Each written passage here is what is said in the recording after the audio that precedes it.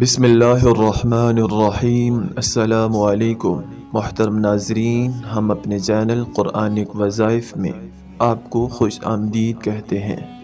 ہم امید کرتے ہیں کہ آپ خیریت سے ہوں گے، اور ہماری دعا ہے کہ اللہ پاک آپ کو خیر و عافیت سے رکھے۔ محترم ناظرین، آج کی ویڈیو میں ہم آپ کو ایک بہت ہی مجرب اور مختصر سا عمل بتائیں گے۔ مثلاً شادی میں رکاوٹ ہو، رشتوں کی بندش ہو، اولاد کی بندش، کاروبار کی بندش ہو، وغیرہ وغیرہ، ہر قسم کی بندش، تمام اقسام کی بندش اس عمل سے انشاءاللہ العزیز ختم ہو جاتی ہے۔ عمل آپ نے کچھ اس طرح کرنا ہے۔ کسی بھی نماز کے بعد 49 مرتبہ آیت کریمہ لا الہ الا انت سبحانک انی کنت من الظالمین پڑھ کر اپنے آپ پر دم کریں، اور پانی پر بھی دم کریں، اور تیل پر بھی دم کریں۔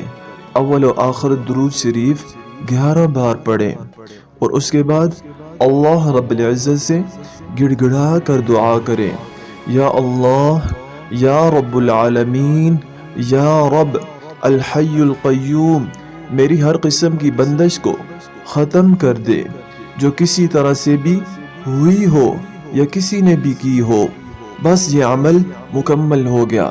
پانی پینے کے لیے استعمال کریں، تیل رات کو سوتے وقت مالش کے لیے استعمال کریں۔ انشاءاللہ العزیز چند یوم میں ہر قسم کی بندش ختم ہو جائے گی۔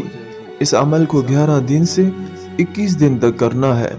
اگر بندش سخت ہے، بہت وظائف کر لیے، علاج بھی کرا لیا ہے، لیکن فائدہ نہیں ہوا ہے، تو پھر ساتھ میں اس عمل کو بھی کر لیں۔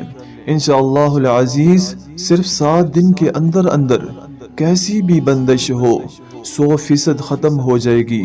سب سے پہلے 1.25 کلو گوشت صدقہ کریں، کیونکہ صدقہ ہر بلا کو ٹال دیتا ہے۔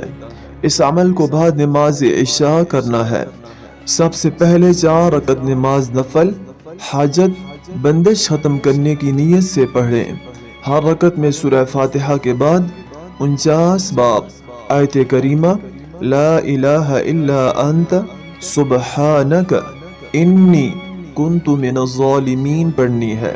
اس کے بعد اول و آخر درود شریف 3 بار پڑھنے کے ساتھ سورہ یاسین شریف 7 مبین کے ساتھ اس طرح پڑھنی ہے کہ ہر مبین پر 49 بار آیت کریمہ پڑھنی ہے۔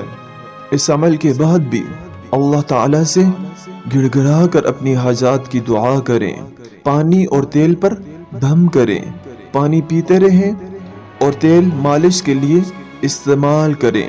اللہ پاک نے چاہا تو 7 دن کے اندر اندر ہر قسم کی بندش ختم ہو جائے گی انشاءاللہ العزیز۔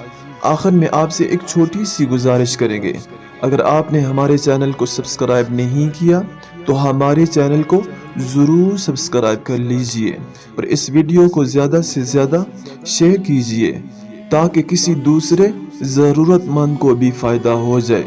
اب آپ سے اجازت چاہیں گے، اپنا ڈھیر سارا خیال رکھیے گا۔ اللہ نگہبان۔ السلام علیکم ورحمۃ اللہ وبرکاتہ۔